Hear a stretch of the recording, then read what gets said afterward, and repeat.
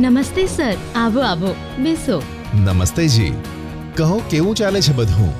તમે ગયા મહિને જે ભેંસ ખરીદી હતી તેના દૂધથી વેપાર સારો ચાલે છે ને? ભાઈ, બીજું બધું તો ઠીક છે, બસ થોડી લોન લેવી હતી. એક બીજું દુધારું પશુ ખરીદી લઈશ તો આવક વધી જશે.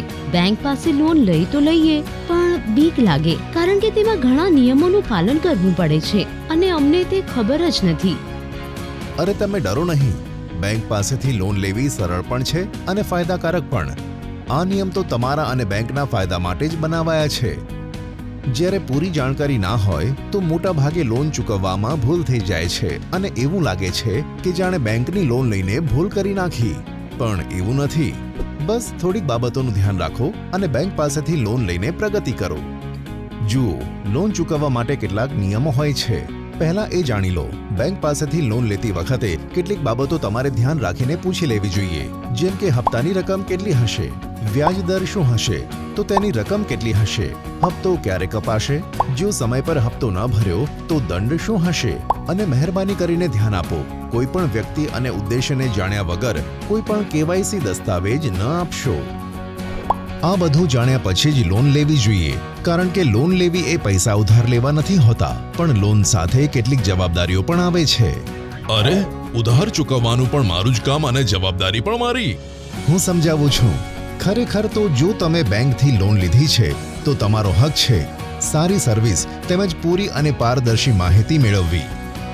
જો તે ન મળે તો તમે બેંક અથવા સરકાર દ્વારા નિમાયેલા અધિકારીઓ પાસે ફરિયાદ પણ કરી શકો છો. પણ તમારી જવાબદારી છે કે લીધેલી લોનનો એ જ કામ માટે ઉપયોગ કરો જેના માટે તે લીધેલી હોય.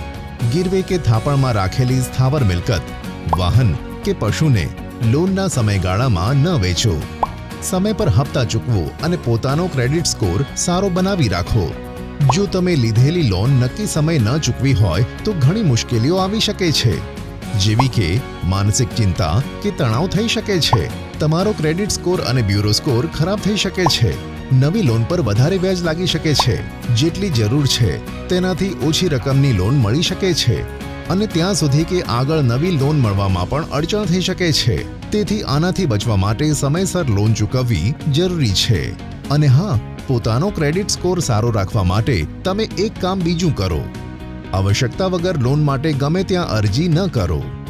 હવે એ પણ કહી દઉં કે લોન ચૂકવવા માટે મહિનાની જે બાંધેલી રકમ છે તે તમે બેંકને કેવી રીતે ચૂકવશો. આ માસિક હપ્તા તમારી બેંક ખાતામાંથી ડાયરેક્ટ ડેબિટ એટલે કે SI, ECS, NACH ના માધ્યમથી કપાય છે આપમેળે. તમારું કામ બસ આટલું છે કે આ બે વાતો ધ્યાનમાં રાખો. પહેલી આ કે સમજી લો કે કયા ખાતામાંથી હપ્તા કપાશે, અને બીજી તે કે નક્કી તારીખ પર તેમાં પર્યાપ્ત રકમ જમા છે કે નહીં. જો ન હોય તો હપ્તા બાઉન્સ થશે અને પછી તમારે લેટ ફી કે બિનજરૂરી દંડ ભરવો પડી શકે છે, જેનાથી સમયસર હપ્તો ભરીને બચી શકાય છે. સમયસર હપ્તો ચૂકવવાના ઘણા બધા ફાયદા છે, જેમ કે જરૂરિયાતના સમયે નવી લોન સરળતાથી મળી જવી, ઓછા વ્યાજ દરો પર લોન મળવી, જરૂરિયાત મુજબ વધારે રકમની લોન મળી શકે છે અને તમારો ક્રેડિટ સ્કોર તો સારો રહેશે જ. આ તો તમે ખૂબ કામની વાતો બતાવી. તમે ખોટા ડરી રહ્યા છો. બેંક તો તમારી સહાયતા માટે જ છે અને અહીં તમને બધી જરૂરિયાતોના હિસાબથી લોન મળી શકે છે, જેમ કે term loan, home loan, credit card, overdraft, secured, unsecured loan વગેરે. જી, સમજી ગયા. લોન જ્યારે જરૂર હોય ત્યારે લેવાની છે અને સમયસર હપ્તા પણ ભરવાના છે, જેથી પછી જરૂર પડવા પર સરળતાથી લોન મળી શકે. ખૂબ ખૂબ ધન્યવાદ તમારો.